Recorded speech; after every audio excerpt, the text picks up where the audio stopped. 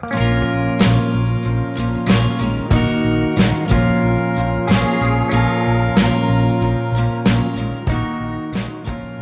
you had a busy day yesterday?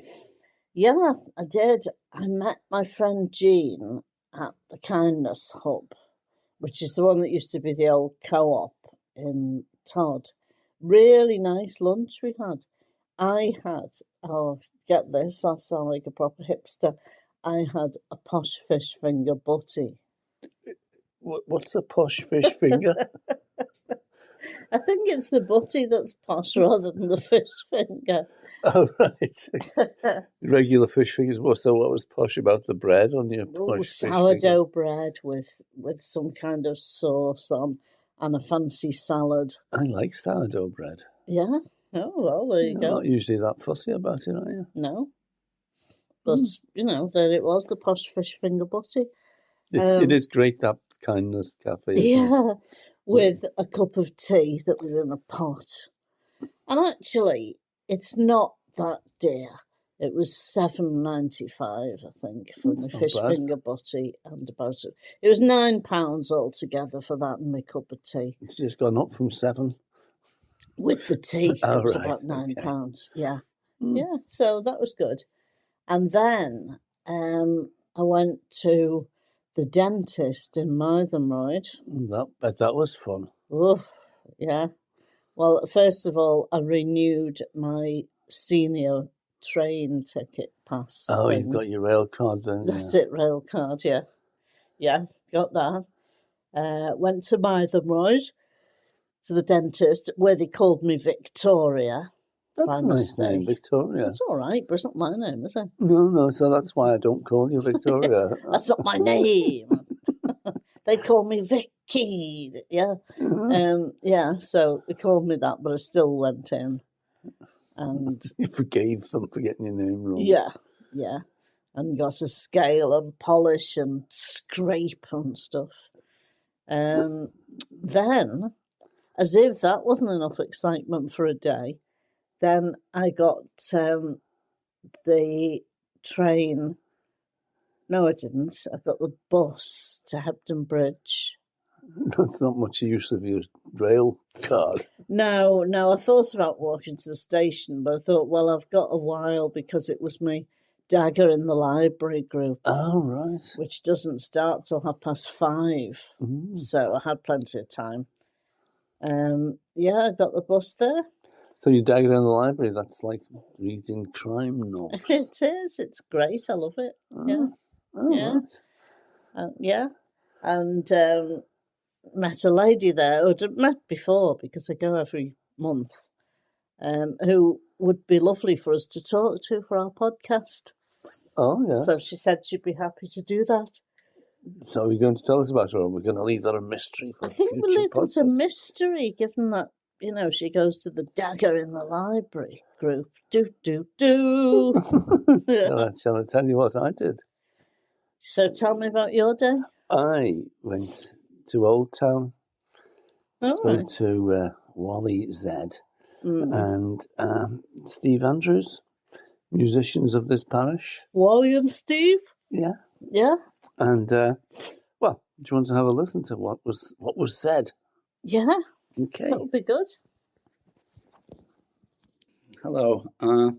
We're in Old Town up above Hebden Bridge with Uncle Wally and Uncle Steve, also known as Richard Woodcock or Wally Zed. How many names have you got? And Wally Zed and Steve Andrews, who have both been in and around the music scene for the last million years or so, at least, I think. I'm sure you can fill gaps in it. But Wally, you were with Havana Lake for a while, and another band, was it The Outfit? The Outfit, yes, Steve was in that. Yeah. You're both in that. Before you progressed on to the Owter Zeds. Yes. But a newcomer to the Owter Zeds, you only joined in about 2000, 2001? About 2000. Yeah. I started in 91. Yes, you were with Steve. You were with the Zeds earlier, and so you played lead guitar for a while. You played drums with the Zeds. Yeah, You were a bass player in Pepperjam. that's right. And have you both been in the 844s, or is that just you? Just Wally. Yeah. But Steve, you've depped with every band that's passed through the valley. Just Apart from the 844s, yeah, I suppose I've done most of them. Yes. Okay. So I really wanted to get sort of your view between you on the music scene and how it's developed over the time you've been here. Perhaps, do you want to start, Wally? Yeah, gosh, that's a big question, and it's only a kind of partial view I've got. Yes. When I first arrived, kind of folky stuff that I knew about.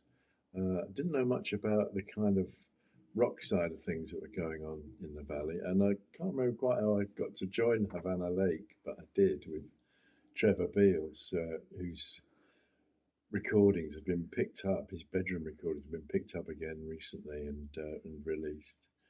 And It's been getting played a lot on Radio 3. Yeah, I think so. Uh-huh. Yeah. And that was he was a terrific player. He was an admirer of James Taylor, but he could play like James Taylor. He was really good. And we had this band in Hebden with Gus Crossley playing bass, who's still around and about. Barry Greenwood singing. A few other members one of whom's now living in Turkey. Somebody else who died.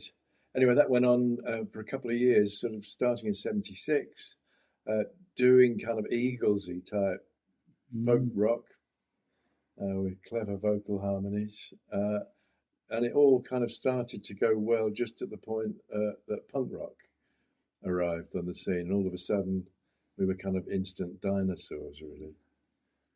Anyway, Trev went off to London to make his fortune, and that was the end of that. So otherwise, I mean, I was looking at odd sort of collections of musicians around and about, but my memory's a bit hazy. It's certainly changed here over the years, I think, from a place that kind of celebrated its local musicians to somewhere that doesn't do that quite as much, I think. I don't know, maybe I'm focused on places like the Trades Club where, in the old days it was bands like ours who would be the kind of main attraction really over a year, and now it's not. We've kind of moved into a different division, I suppose. Yes, I mean when I was doing the Trades Club, you could fill the place with any band from any part of Africa on a Friday or Saturday night, and with the local bands. Yeah. But I mean, the other thing for me is that I'm 75 next birthday, and so I'm not really kind of part of the music scene, apart from some sort of emeritus kind of old git who still plays. So to some extent, I'm out of touch with it, I think. I mean, there are some young bands around that I've seen. Lounge Society as well. Yeah. Short Causeway. Tiny Minds, who I think have stopped now, but there's lots of young bands where kids sort of get together and then might split because somebody goes to university, something like that. So it's quite a kind of it's quite a changeable scene, but it seems to be a lot going on the younger side. Yeah, I found that probably going back 20, 25 years, the brass band, the youth brass band, was that breeding ground for things like Rory. Things like some of those young bands, like The Committee and some of the others. I'm not quite sure what's happening with that anymore. But you're not quite as old as that, are you, Steve? Not quite. Nearly. I've only got 3 years behind you, 4 years behind, perhaps. Yeah. So, I came up here in '75, so it was just when the punk thing was starting to happen. Went to see the local band, and where I'd come from, there's a lot of prog rock where I used to live in Basingstoke, and there was a lot of virtuosos about. So I never had any notions of doing any serious playing. I was just a happy bedroom player, really. So I came up here and saw the local band playing in the Top Shoulder. Do you remember the Top Shoulder? Yeah. And they were pretty ragged. And I thought, well, I could do this. I could do better than that. So anyway, long story short, I met up with Paul Shepherd, who was the lead guitarist at the time. And the band was, what was the band called? Not Hard Lines. Before that. Yeah, the local band with Jerry and Kevin and Paul and Dave Fawcett. Oh, I don't remember. Anyway, I got together with the lead guitarist and we started bands in '78, just because that was the trigger for a lot of people like me, I suppose, who thought we were quite good but not good enough to play in public. So when the punk thing happened, that catapulted a lot of us onto the stage here and there. So that's I think there was a lot of that with punk, wasn't there? Well, if they can do it. Yeah, absolutely. Yeah. So I started with Paul Shepherd and we did Captain Tequila first and then Hard Lines. Mm-hmm. But you've played with quite a variety of bands. It's not just a lot of bands. Yeah. Well, we did quite a few genres. benefits for the trades, as it happened, with Paul Bowman and scratch bands we put together and just jammed away all night. And that seemed quite acceptable at the time. Yeah. The Zeds started as a fundraiser for the miners, didn't they? Yeah, 84 that was, yeah. Mm-hmm. Yeah, they got their 40th anniversary gig. Actually, it's booked at the Trades Club, 5th of October. Oh, it's booked, is it? Yeah. Mm-hmm. So the 844s is a bit more bluesy. Yeah. So I kind of I elbowed my way into that really. Playing in the Zed. I mean, I've been playing for years, but I'm not really. I'm a kind of percussive guitarist. I'm not a very. I'm not a virtuoso in any sort of way, but Like himself, yeah. Yeah, he is. He is. But I've been a kind of one of life's rhythm guitarists, really. Like just behind the boss. But you're out front now in the 844. Well, I am now in the 844s, yeah, because I joined it with it's a guy called Dave Rigg playing harmonica and vocals, and Jim Duffy from Todd, Jerome Janine, and it was Martin McGrorty, who's another great player who lives in the valley, and Martin left. So having elbowed my way in as a kind of rhythm player, I suddenly find myself doing all the guitar, which has been great actually. At this age, to have to sort of really stretch, because I've been a bit of a lazy player as well. So that's going quite well so far. That's good. I remember a quote from John Lennon and asked if he was a fantastic guitarist. He says, "Well, actually, I'm a half decent rhythm guitarist." If it'll do for John Lennon. Yeah. So that's going quite well. We're practicing. We're going to be recording again as a 4-piece shortly, we hope. See where it goes, But yeah, it's good. It's kind of tight and sparse. Dr. Feelgoodish, isn't it? Kind of. Yeah. Yes, I've heard some of it. It sounds excellent to me. But you've now created Uncle Wally and Uncle Steve. Yeah. Oh, yes. Well, that's actually been going for a while. Yes. When did it start? Before the lockdown. Was it that long ago? Yeah, I think so. Oh, I can't remember. Yeah, so we started. I can't quite remember quite how. Can you remember quite how it kicked off? No, I remember it was downtime at the university. We both used to work at Bradford University, media course. Yeah. So maybe it was downtime, and we thought we'd just knock a tune out and see how it went. Because we were working I was working in the sound studio. Yeah. So maybe that's where it started. It's hard to remember, isn't it? Yeah, we knocked a song. I remember the first tune we did was a tune called Duke Street, and we did it in an afternoon, didn't we? Pretty much, I think. Well, we were young then, weren't we? 12 years younger. So we put an album out called Songs from a Shed. In about, I think, 2012. It might have been a little bit later than that. Oh, it's earlier than I thought. Yeah. And we've been sort of tapping away at it. So we've had 4 albums worth we've done, and we're kind of halfway through a 5th. So there's Songs from a Shed. There's one called Wrecked. There's one called Sapelli Popette, which is the French for crikey. And then there's one called Whelmed.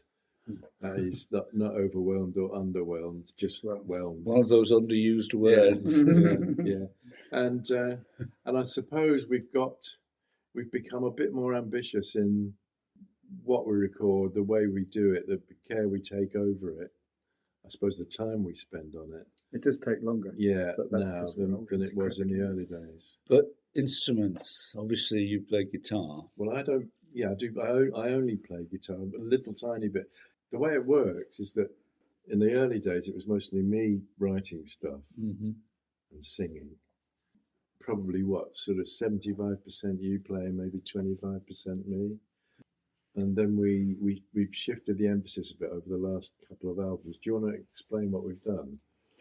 Well, I suppose we ran out of steam on that front, didn't we? So I've got loads of instrumental stuff. I just make music all Yeah. the time, really. But I never finish anything. I suppose there's a lot of people like me, who megalomaniacs who want to play everything. You need So- Wally to add a bit of discipline. Absolutely. Yeah, so to actually finish, to get something finished, I'd play all these things to Wally, and then Uncle Wally would say, oh, yeah, I could use that.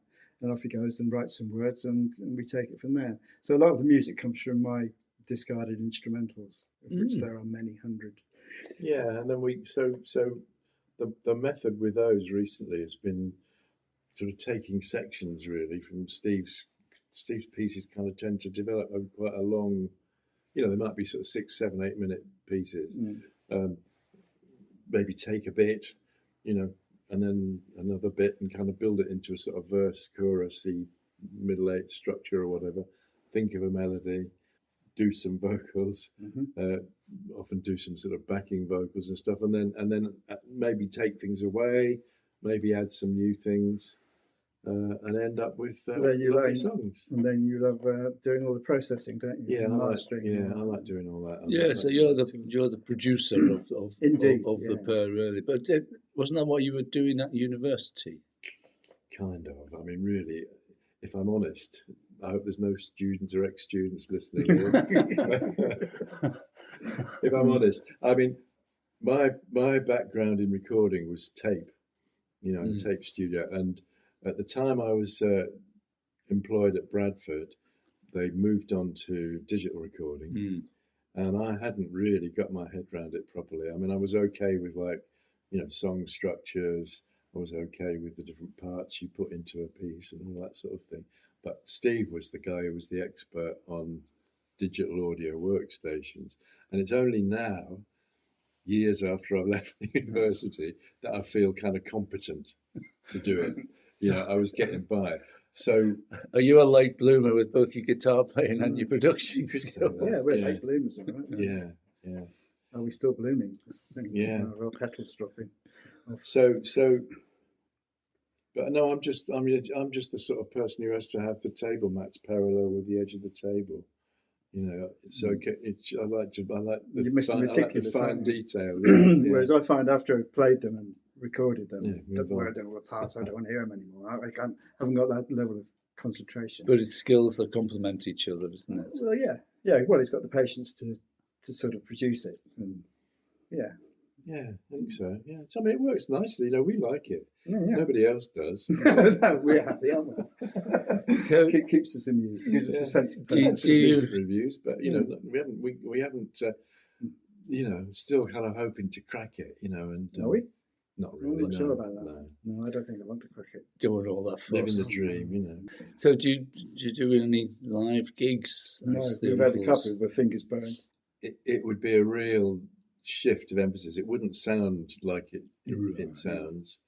We'd have to either kind of work with masses of backing tracks, Which would be unfortunate, or we'd have to kind of get the thing is, band we're together. doing the recording that we do. There's an endless palette of sounds you can use. So to actually try and marshal a few of those together for a live thing, it'd be beyond us now. Maybe if we were 25, Yeah.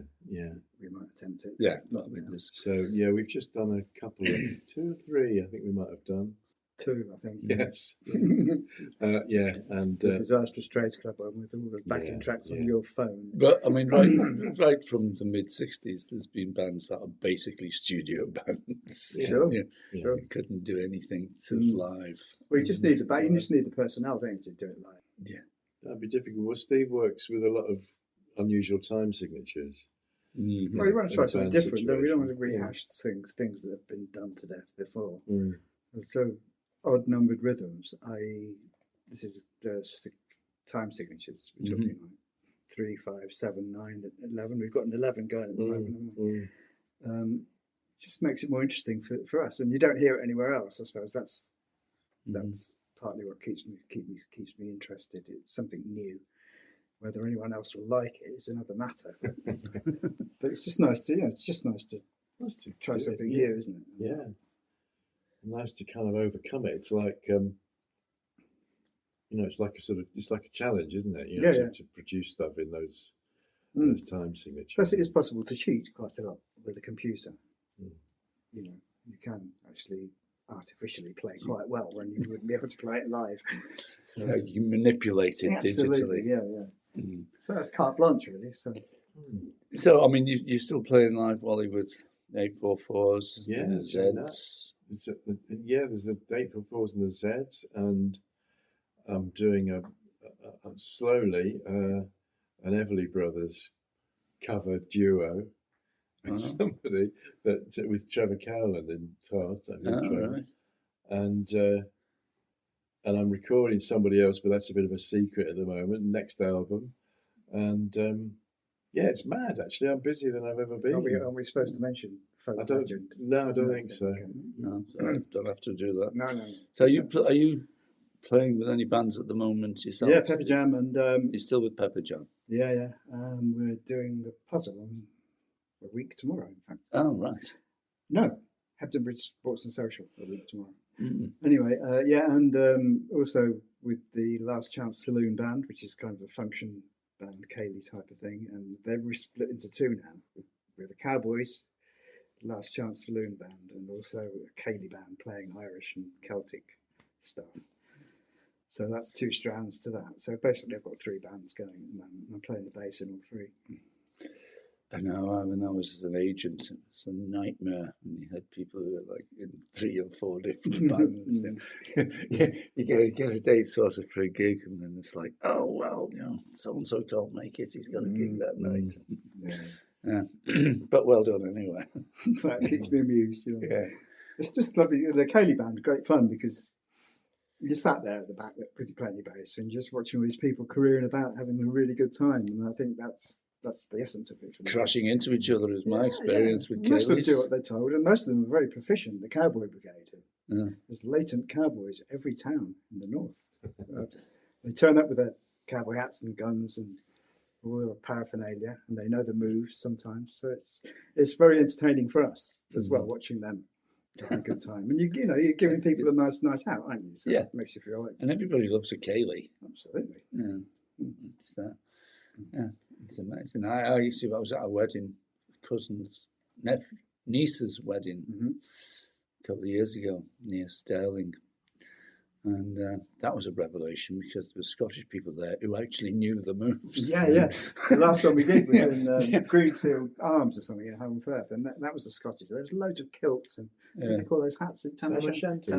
Yeah. I really wanted Mike to do Donald Where's Your Trousers, but he wouldn't. So we kept them amused. Yeah, they were good.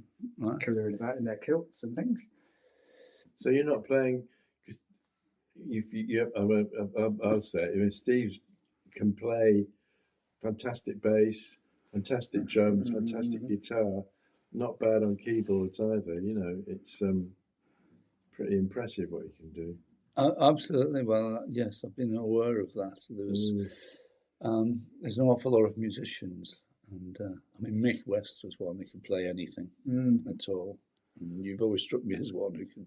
I only played with Mick in one band in all the time we've lived here. The Pocket Messiahs with Nick Chapman. Nick Chapman. It was brief but fun.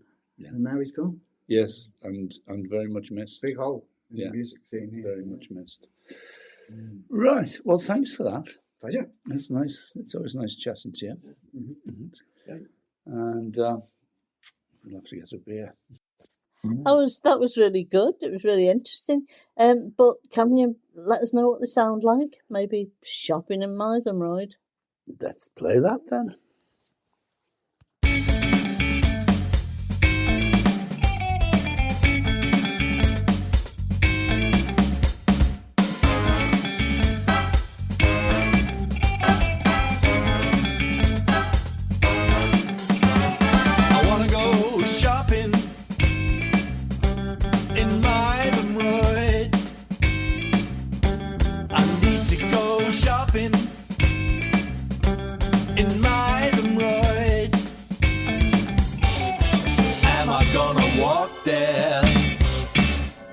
I wait for the train. I'm so excited to be going there again. I'm overjoyed, can't wait to go shopping in Maidenroyd. I really love shopping in Maidenroyd. I might buy myself a toothbrush or a box of new screws. There's so many things there that I can use.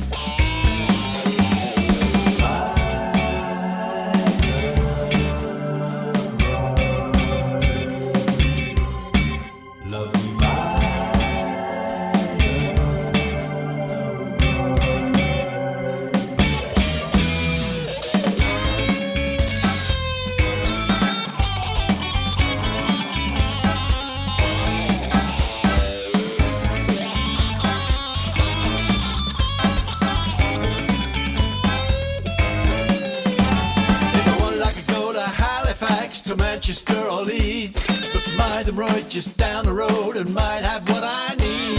My wife says that I'm shopping mad, give Maidenroyd the boot. She says there's more shopping opportunities if I go to London, but alright.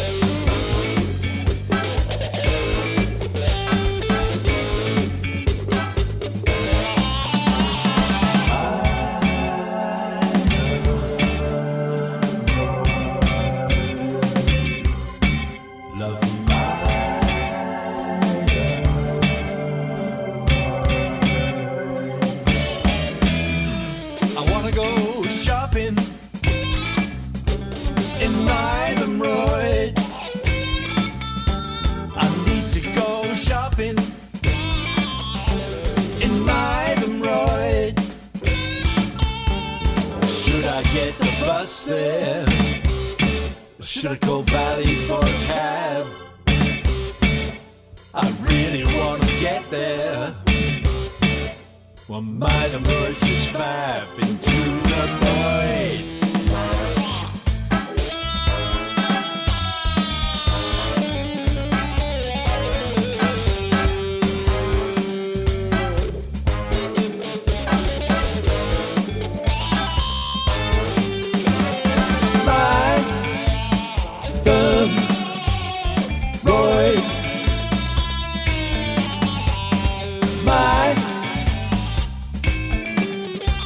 Maidenroyd,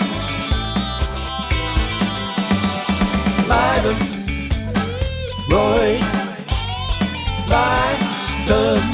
Maidenroyd, Maidenroyd, Maidenroyd.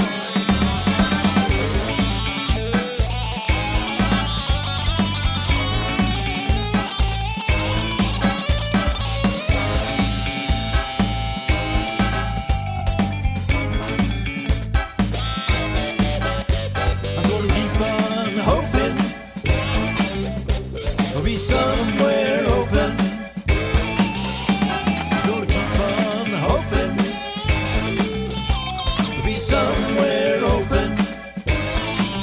Yeah, I'm gonna keep on hoping. There'll be somewhere open in Maidenroyd. Gonna keep on hoping. There'll be somewhere.